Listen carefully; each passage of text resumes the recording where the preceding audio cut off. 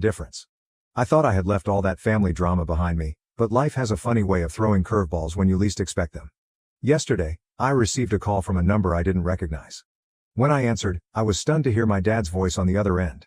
It had been 3 years since we last spoke and now he was reaching out for help. I'm not entirely sure how to feel about this, but one thing is certain, I am no longer that kid desperate for his approval. Update 1. It's been a week since my dad's unexpected call, and I'm still trying to process everything that happened. Speaking with him on the phone brought back a plethora of memories, the majority of which were not good. But his voice was different. Older. More worn out. More desperate. He began with small talk, asking how I was doing. It felt awkward and forced, as if he was trying to pretend the last few years hadn't happened. Then he got to the real reason for his call. He needed money, and a lot of it. At first I was too shocked to respond. This was the man who had never given me a dime for college, who had chosen my cousin over me time and time again, and now he was asking me for financial help. The irony was not lost on me. When I finally found my voice, I asked him why he was coming to me. What about Jake, his golden boy? Shouldn't he be the one to help out? My dad fell silent for a moment, then mumbled something about Jake being busy with his new job and not having the means to help right now. I couldn't help but laugh. After years of being told how much better Jake was, how he deserved the opportunities I didn't, now I was supposed to be the one to step up. I made it clear to my dad exactly what I thought about that idea. I suggested he go talk to Jake instead, since he had always been the favorite anyway. There was a long silence on the other end of the line. Then my dad started to say something about how he regretted some of the choices he'd made, how he wanted to make things right. But I cut him off. I told him it was too little, too late. I'd spent years trying to earn his love and approval, and now that he needed something from me, he was ready to play the remorseful father. I ended the call shortly after that. I experienced a range of feelings as soon as I hung up. I turned him away, and part of me felt bad about it since he was still my father. But a bigger part of me felt relieved. For the first time, I had stood up for myself against him. I didn't cave into the need for his approval that had driven me for so long. The next few days were tough. I kept replaying the conversation in my head, wondering if I had done the right thing. I thought about all the times I needed aid and he wasn't there. Sure, it was the college tuition, but it was also the little moments when a child needed their father. School activities, girl advice, and learning to drive. He had been missing throughout. I remembered my first heartbreak when I was 16.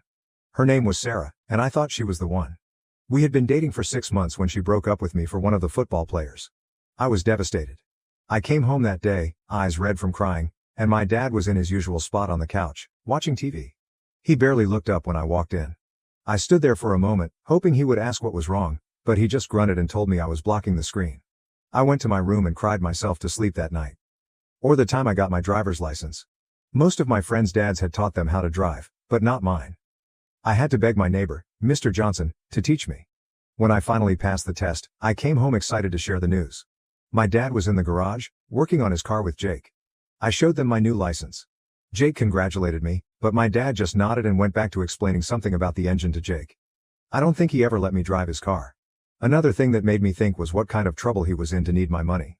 My dad was always very proud, almost too much. It has to be important for him to reach out in this way.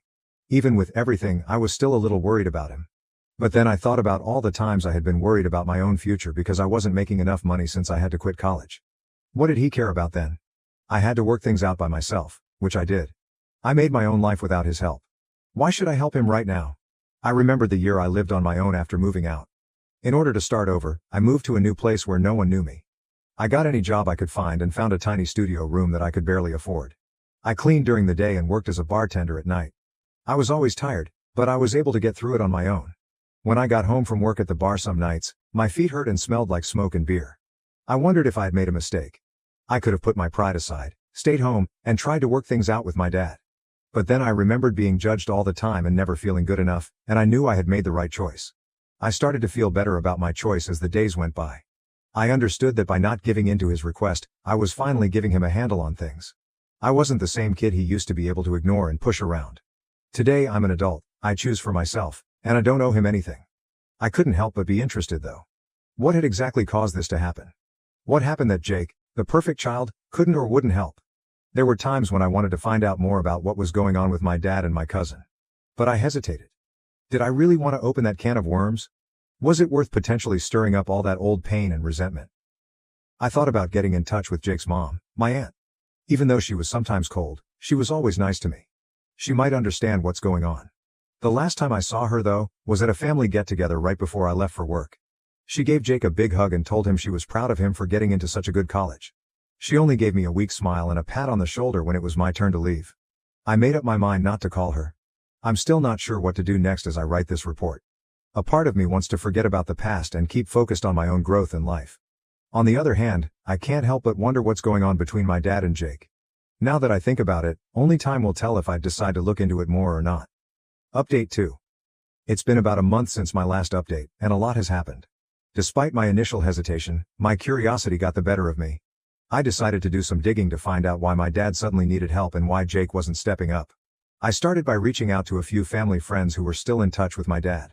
At first, they were reluctant to share much, but eventually, I pieced together a pretty clear picture of what had been going on. I called Mrs. Peterson first. She had been my mom's best friend and had always been kind to me growing up. She seemed surprised to hear from me but was happy to chat. After some small talk, I steered the conversation toward my dad and Jake. Mrs. Peterson hesitated, then sighed deeply